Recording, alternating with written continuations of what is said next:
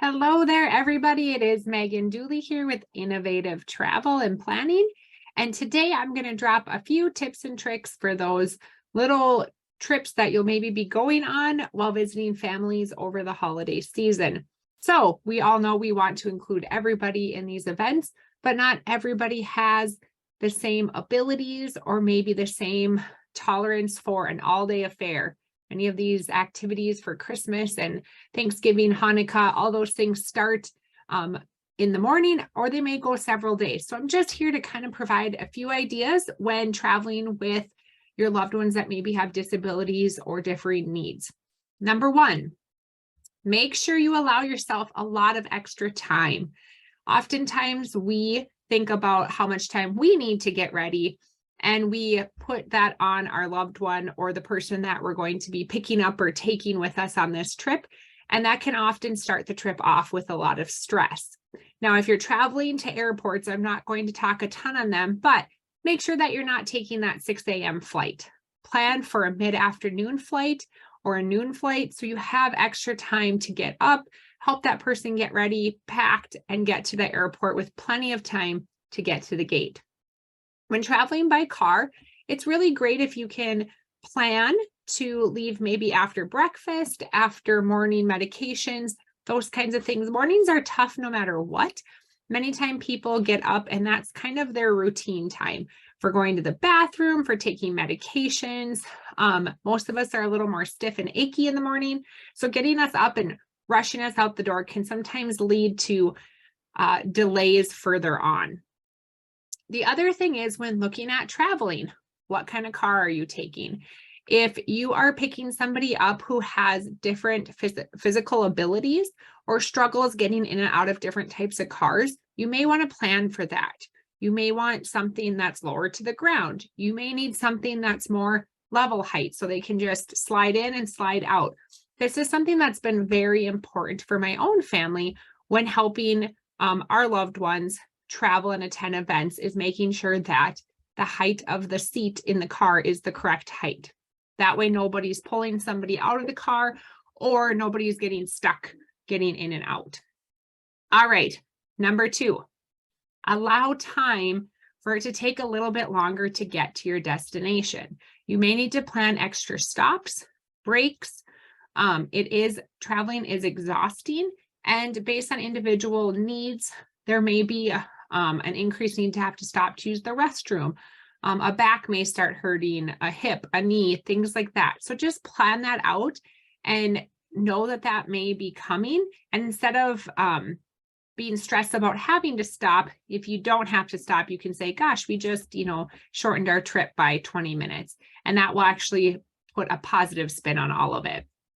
Number two, okay, when thinking about where you're going for the holidays, please, please, please consider what kind of setup that home is. People who have physical or cognitive differences or even sensory differences than everybody, their home environment has often been set up to accommodate for that, and they get very used to that, whether that be handrails by the stairs, a grab bar in the bathroom, or a crash pad or somewhere to go play or quiet down if kind of on sensory overload. That may not be the case where you're going. So you really do want to plan for this. This may be asking the person, hey, do you have handrails on your steps? Do you have a grab bar in the bathroom? If they don't, that doesn't mean you can't go. You just maybe need to plan on how to get that individual in the home. It might be using a walker. It might be asking a physical therapist or somebody trained in that how to get somebody up the steps without a handrail. It may be also bringing, a raised toilet seat, or knowing that somebody is going to help that individual in the bathroom if there isn't a grab bar near them. Or it may also be for somebody that has different sensory needs, asking, is there a place that you would be okay with me throwing a beanbag or putting some sensory toys there, or a spinny, like little spinny things? Just asking often helps the individual that's coming know that it's okay and it's not a big deal, and that there's a place prepared for you, which can decrease some of that stress. When we look at the house some more, we really want to make sure that if that person does have physical or cognitive disabilities, that there's a place for that individual. They can sit and enjoy a meal. I say this because chairs, if they don't have hands on them or something to push up off of, that can be very difficult for a person sometimes. Also, if they have a cognitive impairment, being in a really loud, busy at a table with lots of clanking and people eating, that person may really struggle to eat their meal. And if they need to, get that nutrition and sit and enjoy that meal, they may need just a space to be able to do that and then come back to the gathering. So you really want to take into consideration the environmental setup so that you can just be prepared and it doesn't become a stressor once you arrive and don't have the equipment or tools that you may need to make that an enjoyable experience for that person. One really good tip is for chair height. If you have somebody who does struggle to get up from chairs, the director type chairs, the folding chairs that you can buy, but the director height ones are absolutely wonderful for many people. They're not too high like a bar stool, but they're higher than a normal height chair. They also come with arms to push up off of and often have like a little tray that they could put a cup in to drink. But this has been wonderful for people to still be included in a mealtime without having to, worry about getting stuck in the chair at the table if those chairs aren't accommodating for that.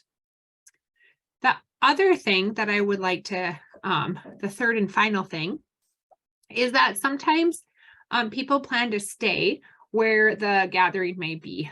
And for individuals that have a cognitive impairment like dementia, Alzheimer's, or somebody that has autism or other sensory type disabilities, they may need somewhere different than that location. So it is really helpful to perhaps look for Airbnbs or hotels in the area where you can go and take yourself, that person, and maybe have a quiet space, maybe set up that sensory corner there, a crash pad, different toys, or also have the accessibility of a walk-in shower or raised toilet seat so that when things just get a little busy or everyone's a little tired and just ready to go relax, that you don't feel like you have to drive all the way home, but can go, spend part of the afternoon at the hotel, maybe come back for an hour or so, and then get a good night's rest before that trip home. If you have any questions about these 3 tips that I'm giving you today for those maybe shorter travels, a jog an hour away to see family during the holidays, please feel free to click the link down below, set up a free discovery call with me. If you're kind of worried or nervous or thinking about not taking that person because it is overwhelming and you're not sure that it's the best idea. Have a wonderful evening and week, and I will chat with all of you later.